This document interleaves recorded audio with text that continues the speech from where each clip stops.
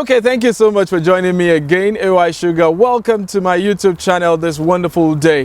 Thank you so much for your comments. Thank you for those who just subscribed. Thank you, welcome you. Okay, today we'll be talking about something that is currently going on because of the period we're in right now. You talk about the weather.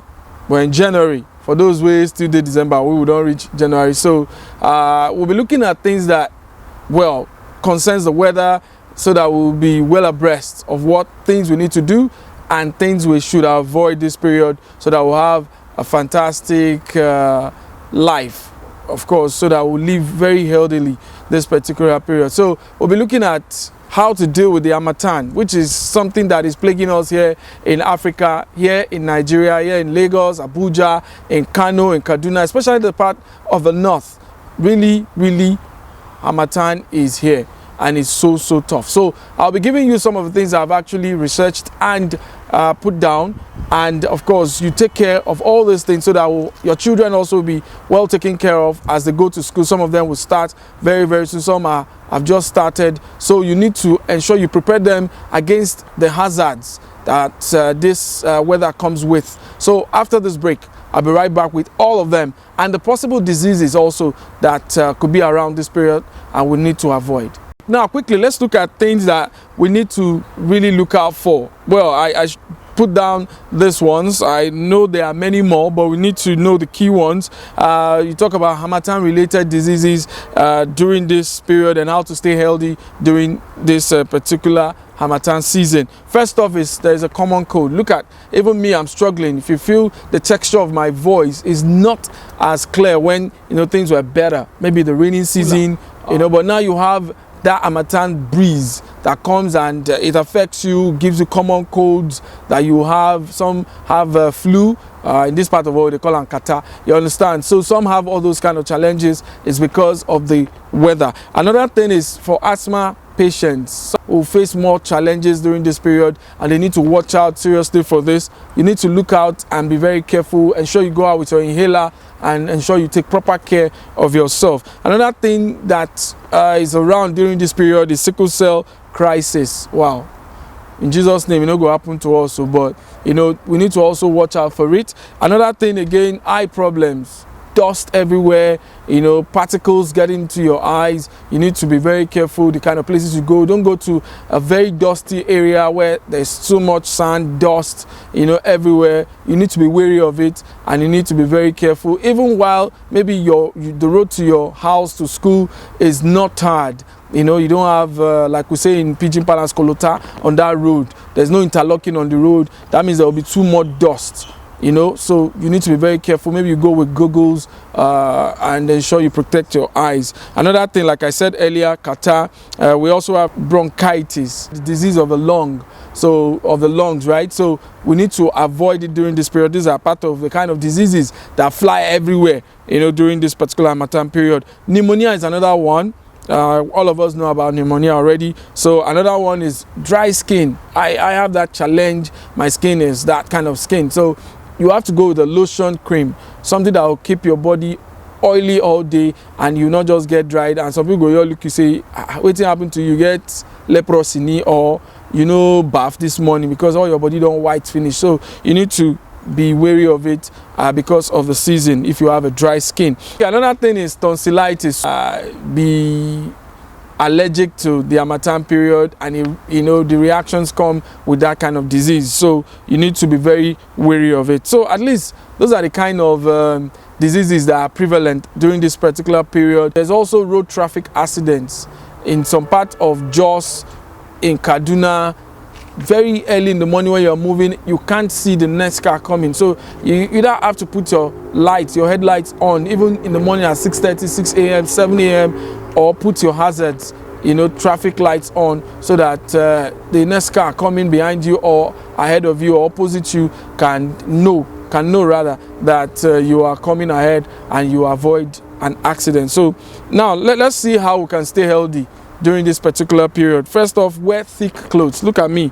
I'm wearing something on top of what I'm wearing. It is not because some people will say, whether I did Europe. I know they're Europe, but I know what my body is allergic to. I'm allergic to cold, so I don't want it to come. Even if the sun is up, you need to be very, very careful and don't take things for granted, because it will accumulate in your body, and later on you start going to see the doctor, you start complaining of your ribs, of pains, you know, everywhere and there. So you need to wear thick clothes and don't just take light clothes, because you think, okay, in the morning it will be very cold, but in the afternoon, of course, the weather will get hot and you need it at that particular period. What happens in the night and you don't have a car yet? So you're going to be moving, you're going to stand at the bus stop, and this cold will come at you. Another thing you need to do, drink plenty water. I'm very thirsty right now. I've drank 2 bottles already.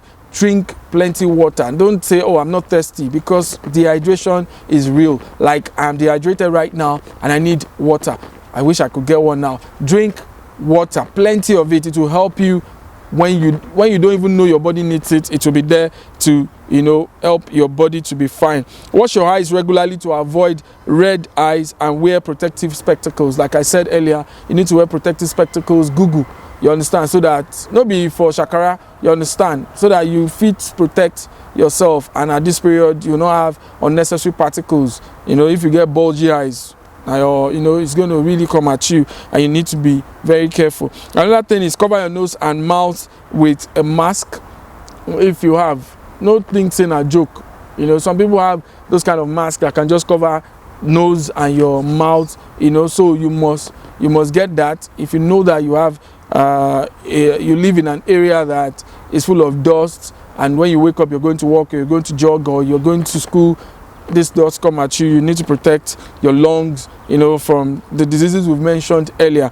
Okay, another thing, exercise regularly. This time you can get tired, this time you could be very, you know, some things could just develop because of the weather, so you must improve and ensure you keep at your exercises. Use oily creams, like I said earlier. Lotion creams, baby lotion creams are very good at this particular period because of the dry skin. I actually also have olive oil to mix with my cream, and I ensure I always stay you know, very oily. Another thing is, apply lip balms. I have a couple of them in my car, you know, so you must always go, because your lips will get dry every now and then, or you ensure you also do this, you know, so that at least it will not start breaking.